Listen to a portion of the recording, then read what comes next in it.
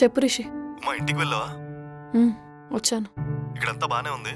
నేను ఈవినింగ్ ఇంటికి వస్తాను, నువ్వు జాగ్రత్త. సరే. ఉమా, వచ్చాక నీకు గుడ్ న్యూస్ చెప్తా, నువ్వే షాక్ అవుతావు. సరే రిషి. ఉమా, రేపు నేను ఆఫీస్కి రాను, కొంచెం చూసుకో. సరే, బాయ్. బాయ్.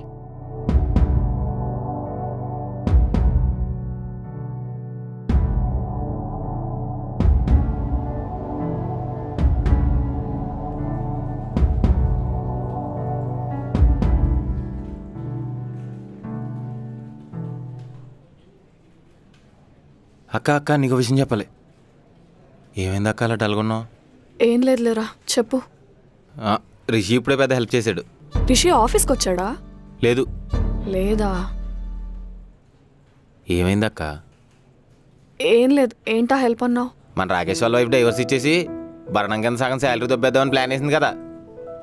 అయితే ఆ విషయం రిషికి చెప్తే, అయితే రాకేష్ గారిని ఆఫీస్ నుంచి తీసేద్దాం, ఎలాగో శాలరీ రాదు కదా, భరణం కూడా కట్టక్కర్లేదు, కేసు అయిపోయిన తర్వాత వచ్చి రీజాయిన్ అవ్వమన్నాడు. ఐడియా అదిరిపోయింది కదక్క. పక్కన వాళ్ళ మ్యాటర్లో బ్రెయిన్ బాగానే పనిచేస్తుంది మన సార్ గారికి. ఎందుకక్క అలా అంటున్నావు? ఏమైంది? ఏం చెప్తాను రా, ఈ మధ్య దరిద్రం నాతో డిస్కో డాన్స్ ఆడేస్తుంది. భరతనాట్యం ఆడితే ఓకేనా? మరి లేకపోతే ఏంటక్క, సరిగ్గా చెప్పు. మొన్న నైట్ నేను రిషి అలా మాట్లాడుకుంటూ, షీలా ఒకవేళ నీ దగ్గరకు వచ్చి నేను తప్పు చేశాను సారీ యాక్సెప్ట్ చేస్తావా అంటే ఏం చేస్తావా అంటే యాక్సెప్ట్ చేస్తా అన్నాడు. అసలు కొంచెమైనా సిగ్గుందక్క? అదే కదా, అదే టైంకి మేడం షీలా ఫోన్ చేసింది. సిగ్గు లేకుండా నన్ను అర్ధరాత్రి రోడ్డు మీద వదిలేసి వెళ్ళిపోయాడు రా. పోయి ఇప్పటి వరకు తిరిగి రాలేదు. మళ్ళీ ఫోన్ చేసి నీకు గుడ్ న్యూస్ చెప్తాను వెయిట్ చేయి అంటున్నాడు. గుడ్ న్యూసా? ఏమై ఉంటుందబ్బా? ఏ ఉంటుందిరా, వాళ్ళిద్దరు మళ్ళీ ప్యాచప్ అయిపోయి ఉంటారు. అదే పెద్ద బోడీ సర్ప్రైజ్. నాకెందుకో నువ్వు అతిగా ఆలోచిస్తున్నావు అనిపిస్తుంది అక్క. మగాడు ఊరంతా ఎక్కడ తిరిగినా ఆఖరికి వాడికే తెలియకుండా వాడి మనసుకు నచ్చిన అమ్మాయి దగ్గరికి వెళ్ళిపోతాడు. చూస్తుండక్క, రిషి కూడా లాస్ట్ నీ దగ్గరికి వస్తాడు. హేమోరా బాబు, ఇప్పటిదాకా సింగిల్ ఎక్స్ప్రెషన్తో లైఫ్ అంతా తీసుకెళ్లేదాన్ని. ఈ ఎదవొచ్చిన దగ్గర నుంచి నవరసాలు పండించేస్తున్నాడు.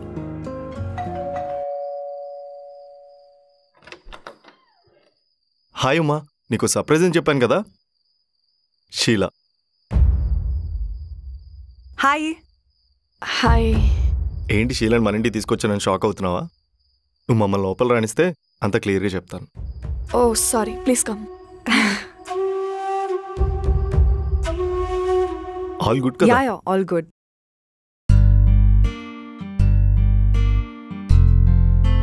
రిషి, నువ్వు కాఫీ తాగుతున్నావా? నీ కాఫీ నచ్చదు కదా, ఎప్పటి నుంచి తాగుతున్నావు నువ్వు? నచ్చదంటే వదిలేసే రకం కాదు మా అమ్మ. తను కాఫీ పెట్టిందంటే ఎవడైనా తాగాల్సిందే. ఒక్కసారి తాగావంటే మళ్ళీ మనమే అడుక్కుంటాం, అంత బాగా పెడుతుంది. తాగు నువ్వు కూడా. వద్దు, పర్లేదు. ఇప్పుడే చెప్పాను కదా, వద్దంటే వదిలేసే రకం కాదని. ఒకసారి టేస్ట్ చేయి, నచ్చకపోతే వదిలేయి, తీసుకో.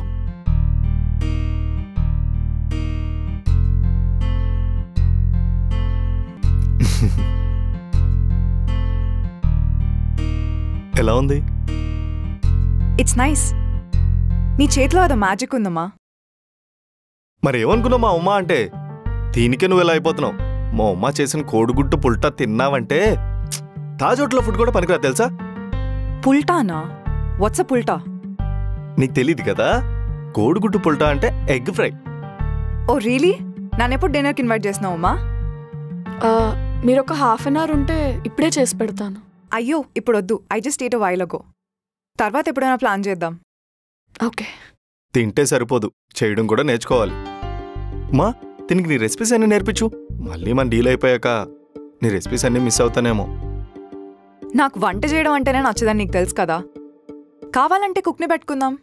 5 స్టార్ హోటల్లో కుక్ని పెట్టుకున్నా సరే, మా ఉమా చేసే వంటను మాత్రం బీట్ చేయలేం. అట్లీస్ట్ కాఫీ అయినా నేర్చుకో. No way.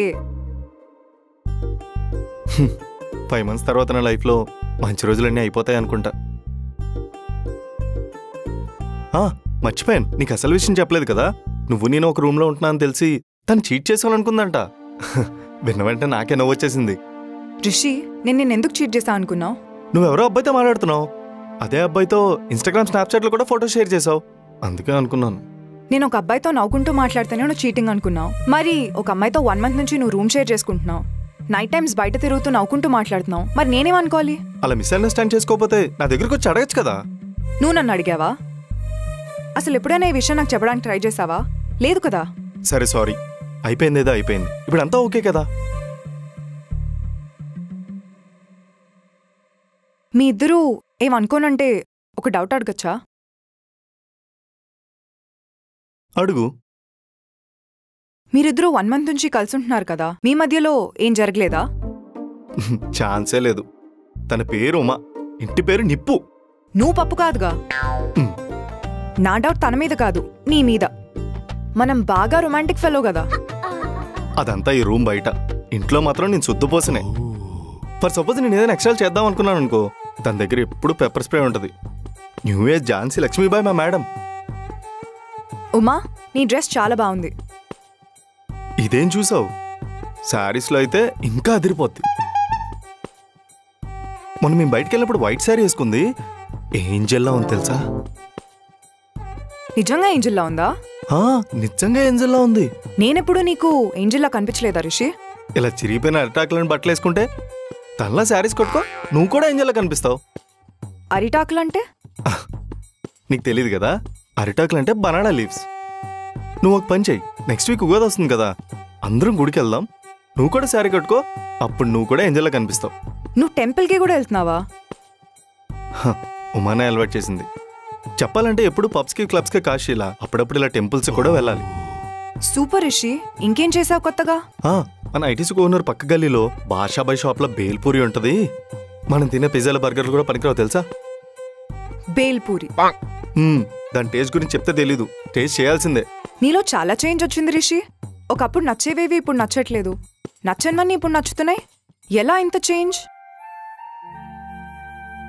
ఎలా అంటే హ్యాపీనెస్ అనేది స్టాండర్డ్ ఆఫ్ లివింగ్లో ఉండదు, సాటిస్ఫాక్షన్లో ఉంటుందని నాకు ఇప్పుడే అర్థమైంది. ఒకప్పుడు నాకు చైర్మన్ గారు అబ్బాయిగా రెస్పెక్ట్ ఇచ్చేవారు, కానీ ఇప్పుడు రిషిగా ఇస్తున్నారు. నేను తీసుకున్న ఒక్క డెసిషన్ వల్ల నా కొలీగ్స్ అందరూ హ్యాపీగా ఉండడం చూసి ఏదో తెలియని ఫీలింగ్, ఇక్కడ సాటిస్ఫాక్షన్. తెలియకుండా నా ఫేస్ మీద స్మైల్ వచ్చేసింది. That is the real happiness Sheela. Maybe Uma నా లైఫ్లోకి రాకపోయి ఉంటే ఆ ఫీల్ ఎలా ఉంటుందో నాకు తెలిసేది కాదేమో. Thank you Uma. వావ్, ఇన్ని డేస్ రిషిని చూసుకున్నందుకు థ్యాంక్స్ ఉమా. ఇప్పటి నుంచి నేను చూసుకుంటా. నువ్వు చూసుకుంటావా అంటే? ఇప్పటి నుంచి నీ ప్రాపర్టీ రిటర్న్ వచ్చేంత వరకు నువ్వు నేను ఒక ఫ్లాట్లో ఉందాం. అలా కుదరదు షీలా, నేను 6 months వరకు తనతోనే ఉండాలి, అదే డీల్. ఏ ఉమా చెప్పు, నువ్వేం మాట్లాడవేంటి? అదేం లేదు రిషి, నువ్వు షీలాతో ఉండు. నీ ప్రాపర్టీ అండ్ CEO చైర్ అంతా నీకు వచ్చేసేలాగా నేను అరేంజ్ చేస్తాను. ఉమా, నువ్వేం మాట్లాడుతున్నావు నీకు అర్థమవుతుందా? Thank you so much Uma. ఇప్పుడు ఓకేనా రిషి? ఓకే షీలా, ఉంటాం. కానీ మనీ? నీ శాలరీ యూస్ చేసుకో రిషి, కావాలంటే కార్డ్ కూడా తీసుకో, నామోషి ఏం వద్దు. మళ్ళీ థ్యాంక్స్ ఉమా. ఇప్పుడు ఓకేనా రిషి? సరే, కానీ ఫ్లాట్ సెట్ అవడానికి టైం పడుతుంది కదా. నేను నిన్నే గచ్చిబౌలిలో ఫ్లాట్ రెడీ చేశా, పద వెళ్దాం. అలా కాదు షీలా. ఇంకేం ఆలోచిస్తున్నావు రిషి? అంటే ఇంత సడన్ గా చెప్పేసరికి నాకేం అర్థం కావట్లేదు. స్కూల్కి ఫస్ట్ టైం చిన్నపిల్లలు వెళ్ళినప్పుడు కూడా ఇంత యాక్టింగ్ చేయరేమో Rishi. What stopping you? Office ఇప్పుడిప్పుడే నేను ఆఫీస్లో రెస్పాన్సిబిలిటీస్ తెలుసుకుంటున్నాను. ఈ టైంలో షీలాతో ఉంటే నేను ఆఫీస్కి ఎలా వస్తాను? అదే నువ్వైతే 2 తన్నైనా తీసుకెళ్తావు. ఒకసారి నువ్వే ఆలోచించు, ఈ 5 months నేను ఎక్కడున్నా కరెక్ట్ అని నీకు కూడా అనిపిస్తుంది. పర్లేదు రిషి, నువ్వు CEO చైర్ తీసుకున్నాక కావాలంటే నేనే నీకు పిఏగా ఉంటాను. I will take care. నీకు ఎలా చెప్తే అర్థమవుతుంది? నేను షీలాతో ఉంటే మళ్ళీ డబ్బులు చిత్తికైతే ఇసిరేస్తాను. క్లబ్బులు, పబ్బులు, బెట్టింగ్లు, కెసినోలు అని చెప్పి పాత రిషి వచ్చేస్తాడు. నువ్వు ఇప్పటివరకు చెక్కిన శిల్పం మళ్ళీ బండరాయిలా మారిపోతుందుమా, నీకు అర్థం అవట్లేదా? Rishi, why don't you understand? 6 months నువ్వు తనతో ఉంటే తను ఎవరు పెళ్లి చేసుకుంటారు తర్వాత? ఎందుకు చేసుకోరు? మా ఉమాకేం తక్కువ? వంట బాగా చేస్తుంది, ఇల్లు క్లీన్గా పెట్టుకుంటుంది, ఆఫీస్లో వర్క్ చేస్తుంది. ఇంకా మనం లోలో ఉంటే మనకు కాన్ఫిడెన్స్ ఇస్తుంది. ఇవన్నీ పక్కన పెడితే క్యారెక్టర్లో తన బంగారం. ఇలాంటి అమ్మాయిని వదులుకుంటే వాడంత అన్లక్కీ ఫెల్లో ఇంకోటి ఉండడు. అలానే చేసుకుంటే వాడంత లక్కీ ఫెల్లో ఇంకోటి ఉండడు. I'm done. Okay bye. ఏయ్ షీలా, ఏయ్ ఏమైంది? షీలా ఆగు. నిన్నటి నుంచి చూస్తున్నాను ఉమా గురించి మాట్లాడుతున్నావు. నిన్న పబ్కి వెళ్దామంటే వద్దన్నావు, డ్రింక్ చేద్దామంటే మ్యాన్షన్ హౌస్ అంటున్నావు. నీకు నాకు సెట్ అవ్వదు రిషి. ఏయ్ ఏం మాట్లాడుతున్నావు షీలా? నీకేమైనా చిప్పుదొబ్బిందా? చూడు, నువ్వు మాట్లాడుతున్న లాంగ్వేజ్ కూడా నాకు అర్థం కావట్లేదు. అలా కాదు షీలా, నేను మా నాన్న కళ్ళలో హ్యాపీనెస్ చూడాలంటే ఇక్కడే ఉండాలి. 6 months అయ్యాక నేను మా నాన్నకి ఇంట్రడ్యూస్ చేసి మనం పెళ్లి చేసుకుని మా ఇంట్లోనే ఉందాం. మరి ఆస్ట్రేలియా, అక్కడ నువ్వు చేయాలనుకున్న ప్రాజెక్ట్స్, నీ డ్రీమ్స్? నేను లవ్ చేసిన రిషి ఇప్పుడు లేడు. ఇప్పుడున్న రిషి నేను లవ్ చేయలేను. నువ్వు నన్ను తప్పుగా అర్థం చేసుకుంటున్నావు. మనం కూర్చొని సార్ట్అవుట్ చేసుకుందాం. అయినా నీకు తెలుసు కదా నేను ఎంత లవ్ చేస్తున్నానో. నువ్వు అనుకుంటున్నావు అంతే, చెయ్యట్లేదు. నేను నీ మైండ్లో మాత్రమే ఉన్నాను రిషి, నీ హార్ట్లో ఇంకెవరో ఉన్నారు. బాయ్. ఏయ్ షీలా,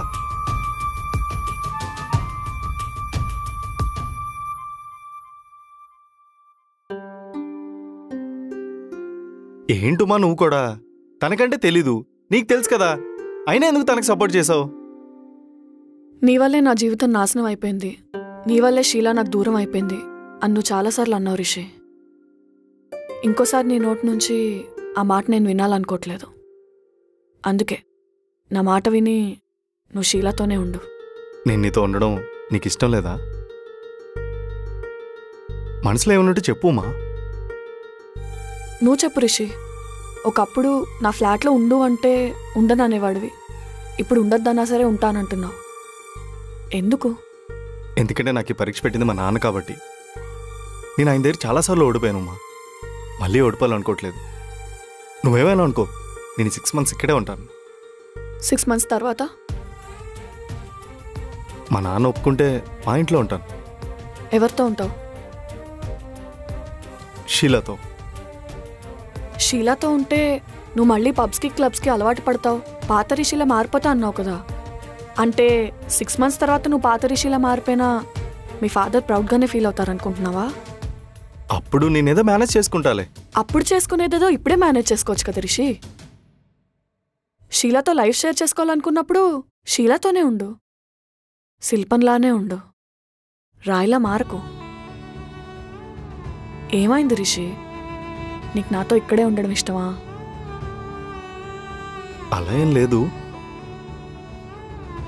షీలాతో ఉండడం ఇష్టమా?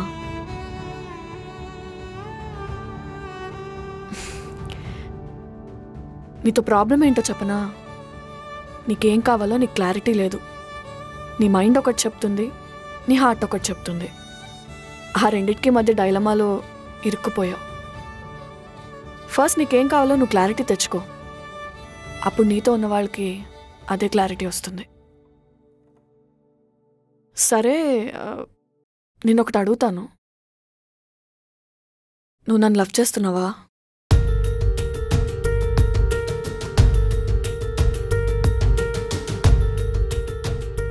చెప్పు రిషి, నువ్వు నన్ను లవ్ చేస్తున్నావా? ఏం లేదు, లవర్ని కూడా పక్కన పెట్టి నాతోనే ఉంటా అంటున్నావు కదా, డౌట్ వచ్చి అడిగా. ప్రతిసారి నీకు నేను అర్థం కాను అంటూ ఉంటావు కదా, ఇప్పుడు నువ్వు అర్థం అవుతున్నావా? అట్లీస్ట్ నీకైనా.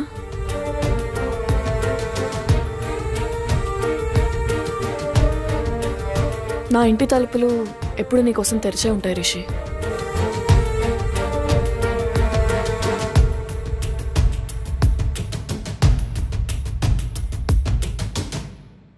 లైఫ్లో కొన్ని మూమెంట్స్లో మనకు క్లారిటీ ఉండదు. రిషినే తీసుకోండి, తను కన్ఫ్యూజన్లో ఉన్నాడని అందరూ అనుకుంటున్నారు. కానీ ఎందుకు కన్ఫ్యూజన్లో ఉన్నాడో తను రియలైజ్ అయిన రోజు తనకే క్లారిటీ వచ్చేస్తుంది. ప్రస్తుతానికి నా క్లారిటీ అయితే ASBL స్పెక్ట్రా ఫినాన్షియల్ డిస్ట్రిక్ట్ హైదరాబాద్లో 3 BHK spacious and luxurious flats with room sized balconies. ఒక పర్ఫెక్ట్ గేటెడ్ కమ్యూనిటీకి ASBLే perfect. 1.90 CRK all inclusive. Last 50 flats మాత్రమే మిగిలిన్నాయి. అండ్ ఈ ఆఫర్ ఎక్స్క్లూజివ్గా 31st March 2025 వరకు మాత్రమే ఉంది. So go and grab it. Link డిస్క్రిప్షన్లో ఉంది.